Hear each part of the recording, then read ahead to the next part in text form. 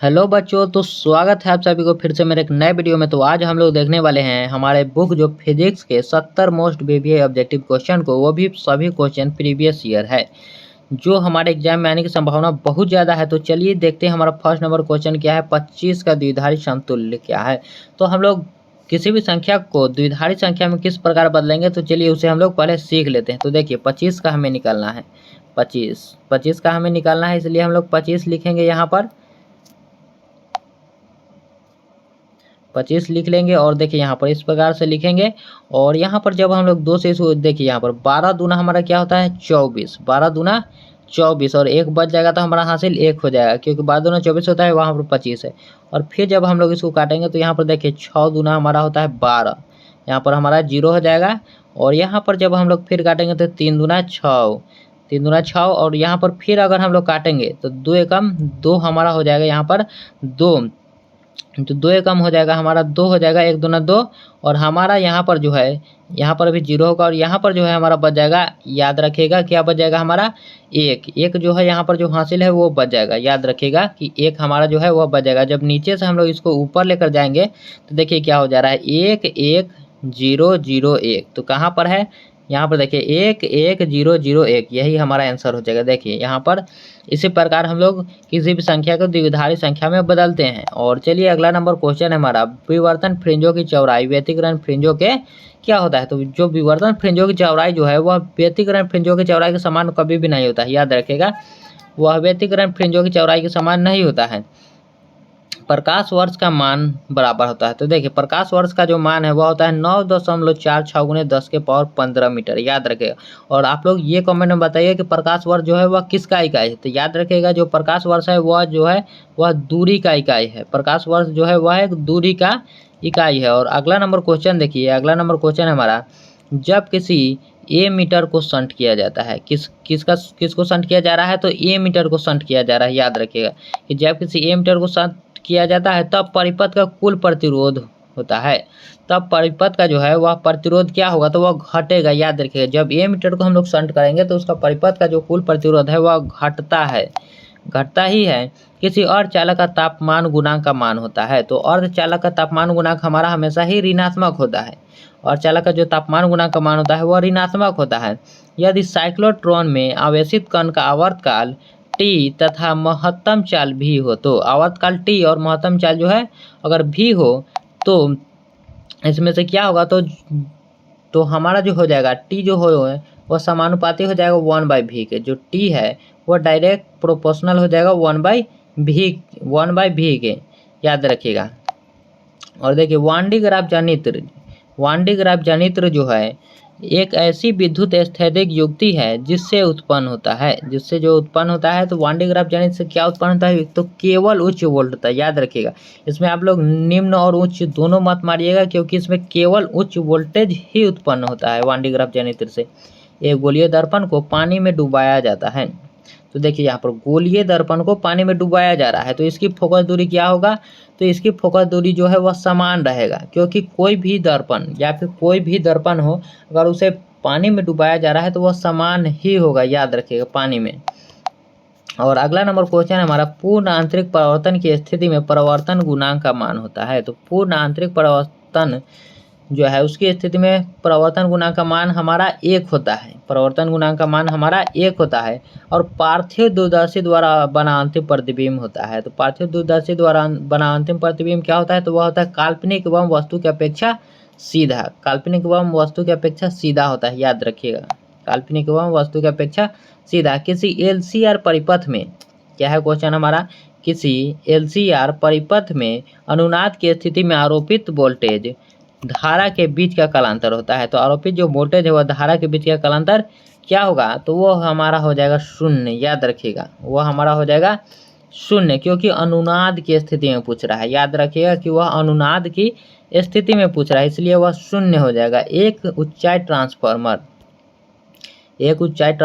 की द्वितीय कुंडली में धारा का मान प्राथमिक कुंडली की तुलना में क्या होता है। तो जो एक ऊंचाई ट्रांसफार्मर है वह द्वितीय कुंडली में धारा का मान जो है वह प्राथमिक कुंडली से कम होता है। याद रखिए प्राथमिक कुंडली से द्वितीय कुंडली में वह कम होता है। और यहाँ पर देखिए दो प्रतिरोध यानी कि एक दिया हुआ है, एक क्या दिया हुआ है तो R, एक प्रतिरोध है R और 2R को एक विद्युत परिपथ में श्रेणी क्रम में जोड़ा जाता है। श्रेणी क्रम में जोड़ा जाता है। R तथा 2R में उत्पन्न ऊष्मीय ऊर्जा का अनुपात होगा। तो उत्पन्न ऊष्मीय ऊर्जा का क्या अनुपात होगा, तो ये हमें क्वेश्चन से ही देखने को मिल जाता है कि वह 1:2 होगा, कि 1:2 होगा। और अगला नंबर क्वेश्चन है 40 सेंटीमीटर फोकस दूरी का उत्तल लेंस एवं 20 सेंटीमीटर फोकस दूरी का अवतल लेंस संपर्क में है। तो देखिए 40 सेंटीमीटर का उत्तल और 20 सेंटीमीटर का फोकस दूरी का अवतल लेंस है। इसके संयोजन की क्षमता डायोप्टर में है। तो इसके संयोजन की क्षमता जो है वह डायोप्टर में क्या हुआ था, -2.5, जो कि ऑप्शन नंबर बी में है। व्यतिकरण की घटना है, तो व्यतिकरण की घटना जो है वह याद रखिएगा कि वह कालांतर होता है। व्यतिकरण की घटना का कारण जो होता है वह कालांतर होता है। और ध्रुवित प्रकाश उत्पन्न करने के लिए किसको प्रयुक्त किया जाता है, तो ध्रुवित प्रकाश उत्पन्न करने के लिए निकोल प्रिज्म का प्रयुक्त किया जाता है, निकोल प्रिज्म का उपयोग किया जाता है। और यह किसका प्रतीक है, देखिए यह किसका प्रतीक है, तो यह एक डायोड का प्रतीक है, याद रखिएगा यह एक डायोड का प्रतीक है। ट्रांजिस्टर के प्रवर्धक गुणांक की इकाई होती है। तो ट्रांजिस्टर के प्रवर्धक गुणांक की इकाई क्या होती है, तो इसमें से वोल्ट होता है, एम्पियर होता है या फिर ओम होता है। तो याद रखिएगा कि इसमें से कोई भी नहीं होता है, इसमें से कोई भी नहीं, जो कि हमारे ऑप्शन नंबर डी में है, यही हमारा आंसर हो जाएगा। और निम्न में से कौन सा तर्क द्वारा सार्वजनिक, यहाँ पर देखिए यहाँ पर क्या पूछ रहा है, सार्वजनिक। तो सार्वजनिक में हमारा हो जाएगा नैंड गेट जो है हमारा हो जाएगा सार्वजनिक में। और आप लोग बताइए कि मूल गेट कौन कौन सा है, कमेंट में आप लोग जरूर बताइएगा कि मूल गेट कौन सा है। यूएचएफ आवृत्ति की तरंगें प्रायः कैसे संचारित होती है, तो यूएचएफ आवृत्ति की तरंगों जो है वह संचारित होती है अंतरिक्ष तरंगों के लिए उसका उपयोग किया जाता है। एक उभयोतल लेंस में के प्रत्येक तल की वक्रता त्रिज्या 20 सेंटीमीटर तथा लेंस के पदार्थ का अपवर्तनांक जो है 1.5 सेंटीमीटर है, तो लेंस की फोकस दूरी होगी। तो लेंस की फोकस दूरी हमारा हो जाएगा, याद रखिएगा 20 सेंटीमीटर, 20 मीटर नहीं और 20 सेंटीमीटर होगा, याद रखिएगा 20 सेंटीमीटर।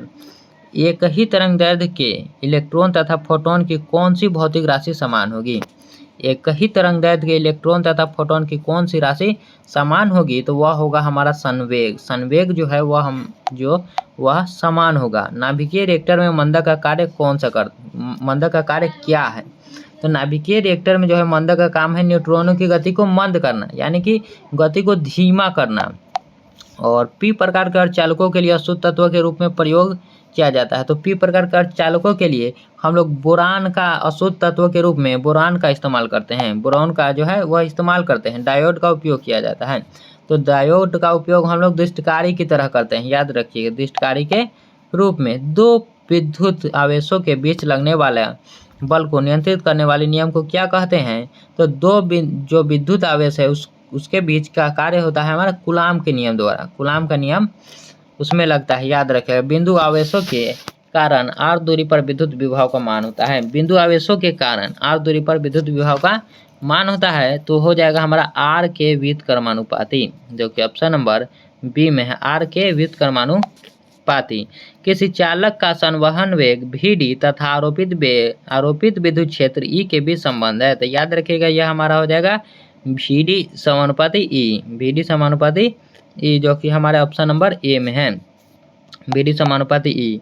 और देखिए यहाँ पर 64 समरूप बूंदे जिनमें प्रत्येक की धारिता 5 माइक्रोफैराडे है मिलकर एक बड़ा बूंद बनाते हैं, बड़े बूंद की धारिता क्या होगी। तो देखिए यहाँ पर जो 64 है, 64 जब हम लोग इसका पावर में 1/3 जब हम लोग इसका निकालेंगे तो हमारा क्या होगा, ये देखिए यहाँ पर। तो देखिए यहाँ पर 4 गुने 4 करेंगे तो हमारा 16 और 16 चौका 64, तो यहाँ पर हमारा हो जाएगा 4 और गुना यहाँ पर क्या दिया हुआ है 5 माइक्रोफैराडे, तो यहाँ पर हम लोग लिखेंगे 5 माइक्रोफैराडे।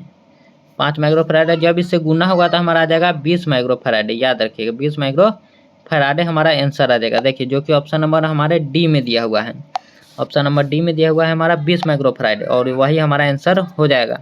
विभव मापी से मुख्यतः मापा जाता है, तो विभव मापी से हम लोग विभवांतर को मापते हैं, याद रखिएगा विभव मापी से हम लोग विभवांतर को मापते हैं। और दिया हुआ है आगे का क्वेश्चन है, अगर दो आवेशों के बीच की दूरी बढ़ाई जाती है तो उनकी वैद्युत स्थितिज ऊर्जा क्या होगा। तो उसकी अगर दो आवेशों के बीच की दूरी अगर बढ़ाई जाएगी तो वह बढ़ भी सकता है या फिर घट भी सकता है। ये हमारा वैद्युत स्थितिज ऊर्जा होगा कि वह बढ़ भी सकता है या फिर घट भी सकता है। और एक वृत्तीय, अगला क्वेश्चन हमारा, एक वृत्तीय धारावाही लूप की त्रिज्या दुगनी तथा धारा आधी कर दी जाए तो इसका चुंबकीय आघूर्ण हो जाएगा। तो इसका चुंबकीय आघूर्ण क्या होगा। देखिए यहाँ पर क्वेश्चन में है कि एक वृत्तीय कह रहा है, यहाँ पर एक वृत्तीय धारावाही लूप की त्रिज्या दुगनी तथा धारा को आधी कर दी जाए तो इसका चुंबकीय आघूर्ण जो है वह क्या हो जाएगा। तो इसका जो धारा जो है यह हमारा दुगना हो जाएगा। याद रखिए, इसका जो धारा है यह दुगना हो जाएगा। और याद रखिएगा, जितने भी हम आपको आंसर बताते चल रहे हैं वो सभी 100% सही क्वेश्चन है। याद रखिए, सभी आंसर उसका सभी का सही है। और एक चौक कुंडली का स्वप्रेरक का तो 5 हेनरी है, इसमें बहती धारा 2s इनवर्स की दर से बढ़ रही है। तो चौक कुंडली का प्रेरित विद्युत वाहक बल होगा। इसमें प्रेरित विद्युत वाहक बल पूछा जा रहा है तो हमारा हो जाएगा -10 वोल्ट। याद रखिएगा, -10 वोल्ट हमारा प्रेरित विद्युत वाहक बल हो जाएगा। पृथ्वी का चुंबकीय आघूर्ण है, तो पृथ्वी का चुंबकीय आघूर्ण क्या होता है हमारा, तो हो जाएगा 8.0 × 10⁻22 जूल प्रति टेस्ला। 8.0 × 10⁻22 जूल प्रति टेस्ला। विद्युत चुंबकीय तरंग में विद्युतीय तरंग तथा चुंबकीय तरंग के बीच का कालांतर होता है। तो विद्युतीय तरंग तथा चुंबकीय तरंग के बीच का कालांतर क्या होगा, तो हमारा 0 होगा। याद रखिएगा, 0। और परावैद्युतांक का SI मात्रक क्या होता है, तो परावैद्युतांक का हमारा SI मात्रक होता है कूलाम स्क्वायर प्रति newton metre square. Coulomb square प्रति न्यूटन मीटर स्क्वायर। याद रखिएगा, कूलाम स्क्वायर प्रति न्यूटन मीटर स्क्वायर, यही हमारा सही होता है। और देखिए अगला नंबर क्वेश्चन है, आवेशित संधारित्र पर कुल आवेश होता है। आवेशित संधारित्र पर कुल आवेश कितना होता है, तो वह होता है 0। आवेशित संधारित्र पर कुल आवेश 0 होता है, क्योंकि यहाँ पर जो होता है एक होता है प्लस क्यू आवेश और एक होता है हमारा माइनस क्यू आवेश, जो कि हमारा 0 हो जाता है। याद रखिएगा, चालक के अंदर इलेक्ट्रॉन की गति होती है। तो चालक के अंदर इलेक्ट्रॉन की गति क्या होती है, तो वह अपसरित होती है, अपसरित। और वायु में स्थित स्थिर इकाई धन आवेश से निकलने वाले संपूर्ण विद्युत फ्लक्स का मान होता है। तो संपूर्ण विद्युत फ्लक्स का मान हमारा एप्सिलॉन का इन्वर्स होता है, यानी कि 1/ε0। याद रखिए, 1/ε0। और अगला नंबर क्वेश्चन है हमारा, प्रति इकाई आवेश पर लगने वाले बल को क्या कहते हैं। तो प्रति इकाई आवेश पर लगने वाले बल को हम लोग विद्युत क्षेत्र कहते हैं, विद्युत क्षेत्र कहते हैं। आवेश का परिणामीकरण दर्शाता है। आवेश का परिणामीकरण जो है वह क्या दर्शाता है, तो आवेश जो एक इलेक्ट्रॉन पर आवेश का एक अंश है संभव नहीं है, या फिर यहाँ पर जो है एक कण पर न्यूनतम अनुमेय आवेश होता है। तो हमारा जो यहाँ पर ऑप्शन ए जो है यह सही हो जाएगा। आवेश जो एक इलेक्ट्रॉन पर आवेश का एक अंश है वह संभव नहीं है। और अगला नंबर क्वेश्चन देखिए, अगला नंबर क्वेश्चन क्या है, विद्युत क्षेत्र रेखाओं से जानकारी प्राप्त होती है। तो विद्युत क्षेत्र रेखाओं से जो जानकारी प्राप्त होती है, तो क्या क्या जानकारी प्राप्त होती है, तो क्षेत्र की शक्ति, दिशा, आवेश की जो प्रकृति है वो। तो यहाँ पर जो है हमारा इनमें से सभी हो जाएगा, क्योंकि जो विद्युत क्षेत्र है उससे इन तीनों की ही जानकारी हमें प्राप्त होती है, इन तीनों की ही जानकारी हमें प्राप्त होती है।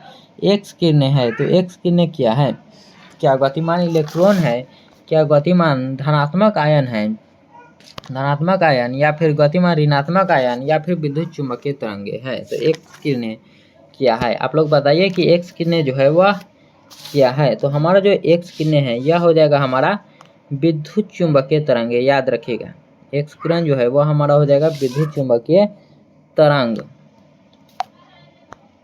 और अगला नंबर देखिए, अगला नंबर हमारा क्वेश्चन क्या है, यदि किसी माध्यम से निर्वात में संपूर्ण आंतरिक परावर्तन के लिए क्रांति कोण 30 डिग्री हो, तो माध्यम में प्रकाश की क्या है, माध्यम में प्रकाश का वेग होगा। तो माध्यम में प्रकाश का वेग हो जाएगा हमारा 1.5 × 10⁸ मीटर प्रति सेकेंड, 1.5 × 10⁸ मीटर प्रति सेकेंड। जब किसी कुंडली में धारा 0.1 सेकेंड में 5 एम्पियर से 2 एम्पियर में परिवर्तित होती है तो 50 वोल्ट का औसत वोल्टेज उत्पन्न होता है। तो कुंडली का स्वप्रेरकत्व है वह कितना होगा, तो कुंडली का जो स्वप्रेरकत्व है 1.67 हेनरी हो जाएगा। याद रखिए, 1.67 हेनरी। द्वितीय तरंगिकाओं की अवधारणा किसने दी थी? तो द्वितीय तरंगिकाओं की अवधारणा हाइगेंस ने दिया था। द्वितीय तरंगिकाओं की अवधारणा जो है वह हाइगेंस ने दिया था। और फोटो इलेक्ट्रिक प्रभाव में प्रकाश विद्युत धारा स्वतंत्र है। फोटो इलेक्ट्रिक प्रभाव में विद्युत धारा जो है स्वतंत्र है आपतित प्रकाश की आवृत्ति से। याद रखिएगा, आपतित प्रकाश की आवृत्ति से। दृश्य स्पेक्ट्रम के रंगों में किसका अधिक तरंगदैर्ध्य होता है? तो दृश्य स्पेक्ट्रम जो है उसमें किसका अधिक तरंगदैर्ध्य होता है? याद रखिएगा, तरंगदैर्ध्य और प्रकीर्णन दोनों में ही बहुत अंतर होता है, ये आप लोग याद रखेंगे। तो लाल का जो है वह तरंगदैर्ध्य अधिक होता है और बैंगनी का तरंगदैर्ध्य जो है वह कम होता है। बैंगनी का तरंगदैर्ध्य जो है वह कम होता है, याद रखिएगा, और इसका जो है अधिक होता है। तो चलिए अगला नंबर हमारा क्वेश्चन, और याद रखिएगा जो प्रकीर्णन है इसका उल्टा होता है, ये भी आप लोग याद रखिएगा। किसी परमाणु का नाभिक बना होता है, तो किसी परमाणु का जो नाभिक है वह प्रोटॉन और न्यूट्रॉन से बना होता है। परमाणु का नाभिक वह प्रोटॉन और न्यूट्रॉन से बना होता है। अगला नंबर क्वेश्चन है हमारा, दो आवेशों के बीच विद्युत बल एवं गुरुत्व बल के अनुपात निम्न में से किस रूप में होता है? तो वह होता है, वो उसका हो जाएगा हमारा 10 के पावर 42। याद रखेगा। दो आवेश Q को मिलाने वाली रेखा के बीच एक आवेश Q रखा जाता है। आवेशों के इस व्यवस्था में संतुलन के लिए Q का मान होगा, तो Q का मान हमारा होगा 10 के पावर बोला हूँ -Q/4, माइनस जो Q/4 हो जाएगा हमारा। केवल धारिता युक्त प्रतिवर्ती धारा परिपथ में धारा एवं वोल्टता के बीच का कालांतर होता है। तो केवल धारिता युक्त प्रतिवर्ती धारा परिपथ में धारा एवं वोल्टता के बीच का कालांतर हमारा कितना होता है? यहाँ पर देखें तो हमारा ऑप्शन है 0 डिग्री, 90 डिग्री, 180 डिग्री या फिर 45। तो यहाँ पर जो हमारा आंसर है वो हो जाएगा 90 डिग्री। याद रखिएगा, क्योंकि धारिता युक्त प्रतिवर्ती धारा परिपथ में पूछ रहा है। और निम्नलिखित में से किस वैद्युत चुंबकीय विकिरण का तरंगदैर्ध्य न्यूनतम है? इसमें पूछ रहा है कि किस वैद्युत चुंबकीय विकिरण का तरंगदैर्ध्य यहाँ पर न्यूनतम है। तो न्यूनतम किसका है? हमारा हो जाएगा गामा किरण का। गामा किरण का तरंगदैर्ध्य न्यूनतम होता है, लेकिन भेदन क्षमता जो है वह अधिक होता है। याद रखिएगा, भेदन क्षमता अधिक और तरंगदैर्ध्य जो है वह न्यूनतम होता है। जब प्रकाश स्रोत और पर्दे के बीच की दूरी बढ़ा दी जाए तो फ्रिंज की चौड़ाई जो है वह क्या होगा? तो फ्रिंज की चौड़ाई बढ़ती है। जब प्रकाश स्रोत और पर्दे के बीच की दूरी अगर बढ़ाया जाएगा तो फ्रिंज की चौड़ाई भी वह भी बढ़ेगी। रेडियो सक्रियता का मात्रक है, तो रेडियो सक्रियता का जो मात्रक है हमारा क्या होता है? तो वह होता है क्यूडी। याद रखिए, क्यूडी जो है वह रेडियो सक्रियता का मात्रक होता है। और अगला नंबर क्वेश्चन है हमारा, निम्नलिखित में से किसकी भेदन क्षमता अधिक होती है? तो गामा किरण की भेदन क्षमता अधिक होती है। याद रखिए, गामा किरण की जो भेदन क्षमता है वो अधिक होती है, लेकिन तरंगदैर्ध्य जो है गामा किरण का न्यूनतम होता है, कम होता है। टीवी प्रसारण के लिए किस आवृत्ति परास का उपयोग होता है? तो टीवी प्रसारण के लिए हमारा 30 मेगाहर्ट्ज, याद रखिएगा 30 मेगाहर्ट्ज से 300 मेगाहर्ट्ज आवृत्ति की आवश्यकता होती है। 300 मेगाहर्ट्ज आवृत्ति की आवश्यकता होती है, जो कि हमारा ऑप्शन नंबर किस में है? ऑप्शन नंबर हमारा है सी में। याद रखिए, ऑप्शन नंबर सी में है मेगाहर्ट्ज। किसी भी प्रिज्म की वर्ण विक्षेपण क्षमता यहाँ पर होगा। वर्ण विक्षेपण क्षमता निर्भर करती है, वर्ण विक्षेपण क्षमता जो है वह निर्भर करती है। तो निर्भर किस पर करती है? तो वह करती है प्रिज्म के पदार्थ की प्रकृति पर। याद रखिएगा। और लेजर क्रिया के लिए आवश्यक है, तो लेजर क्रिया के लिए आवश्यक हमारा है संख्या परिवर्तन। और प्रकाश अनुप्रस्थ तरंग है। प्रकाश जो अनुप्रस्थ तरंग है क्योंकि वह प्रदर्शित करता है। तो प्रकाश अनुप्रस्थ तरंग है क्योंकि वह क्या प्रदर्शित करता है? क्योंकि वह ध्रुवन को प्रदर्शित करता है, ध्रुवन। याद रखिएगा, 6 माइक्रोफैराडे के 3 संधारित्र उपलब्ध है, उनके द्वारा प्राप्त न्यूनतम एवं अधिकतम धारिता होती है। तो न्यूनतम एवं अधिकतम धारिता हो जाएगा 2 माइक्रोफैराडे और 18 माइक्रोफैराडे। याद रखिए, 2 माइक्रोफैराडे न्यूनतम और अधिकतम 18 माइक्रोफैराडे। एक प्रतिवर्ती धारा का समीकरण जो है I बराबर 60 है। याद रखिए, यहाँ पर क्या है 60, और साइन यहाँ पर इसी से आप बस आपको यहाँ पर देखना है, क्योंकि हमारा वहाँ पर होता है 60 और बाटा में हमको √2 लगा देना है, √2, क्योंकि आपने अर्धायु मूल माध्य वर्ग मान यहाँ पर पूछ रहा है। देखिए यहाँ पर मूल माध्य वर्ग मान पूछ रहा है, हम लोग 60/√2 लगा देंगे, 60/√2 √2। और यहाँ पर अगर हम लोग तोड़ना भी चाहे तो इस प्रकार से भी तोड़ सकते हैं। देखिए यहाँ पर √2 से √2 होगा, यहाँ पर 2 हो जाएगा 60 √2, और यहाँ पर हमारा जो है 2। यहाँ पर जब हम लोग काट देंगे तो यहाँ पर हमारा आ जाएगा यहाँ पर 30 √2। अगर आपको ऑप्शन में अगर 30 √2 भी दे तो वह भी सही होगा, लेकिन अभी के लिए हमारा जो है वह 60/√2 हो जाएगा, 60/√2। एल आर परिपथ की प्रतिबाधा होती है, एल आर परिपथ की प्रतिबाधा √r² प्लस ω² L² होता है, √r² ω² प्लस L² होता है। निम्नलिखित में से कौन भौतिक राशि सदिश है? तो कौन सा भौतिक राशि है जो सदिश है? तो क्या विद्युत फ्लक्स, विद्युत विभव, विद्युत स्थैतिक ऊर्जा या फिर तीव्रता? तो विद्युत तीव्रता जो है, विद्युत तीव्रता वह सदिश राशि है। याद रखिए, विद्युत तीव्रता जो है वह सदिश राशि है। विद्युत तीव्रता यहाँ पर हमारा ऑप्शन आंसर हो जाएगा। और अगला नंबर क्वेश्चन जो है, दो तरंगों y1 बराबर 4 sin ω t एवं y2 बराबर जो है 3 cos ω t से उत्पन्न व्यतिकरण के आयाम का महत्तम मान है। तो महत्तम मान क्या हो जाएगा हमारा? यहाँ पर 5। याद रखिएगा, 5 जो है वह हमारा महत्तम मान हो जाएगा। प्रणालिका में चुंबकीय आघूर्ण घनत्व का सूत्र है, प्रणालिका में जो है वह चुंबकीय आघूर्ण का सूत्र, घनत्व का सूत्र हो जाएगा हमारा b²/2μ0। याद रखिएगा, b²/2μ हो जाएगा। यहाँ पर देखिए b²/2μ0, यहाँ पर b²/2μ0। निकेल है, तो निकेल क्या है? तो निकेल एक है हमारा लौ चुंबकीय पदार्थ। निकेल जो है वो हमारा लौ चुंबकीय पदार्थ है। चुंबकीय यामोत्तर एवं भौगोलिक यामोत्तर के बीच का कोण क्या कहलाता है? तो चुंबकीय यामोत्तर और भौगोलिक यामोत्तर के बीच का कोण हमारा कहलाता है दिक्पात कोण। याद रखिएगा, दिक्पात कोण हमारा कहलाता है। और चलिए अब इस वीडियो को हम लोग समाप्त करते हैं, क्योंकि हमारा सभी क्वेश्चन खत्म हो चुका है। और अगले वीडियो में हम लोग केमिस्ट्री के देखेंगे 70 मोस्ट वीवीआई ऑब्जेक्टिव क्वेश्चन को, 70 मोस्ट वीवीआई ऑब्जेक्टिव क्वेश्चन को। और यह वीडियो आपको कैसा लगा कमेंट में जरूर बताइएगा, और मिलते हैं अगले वीडियो में।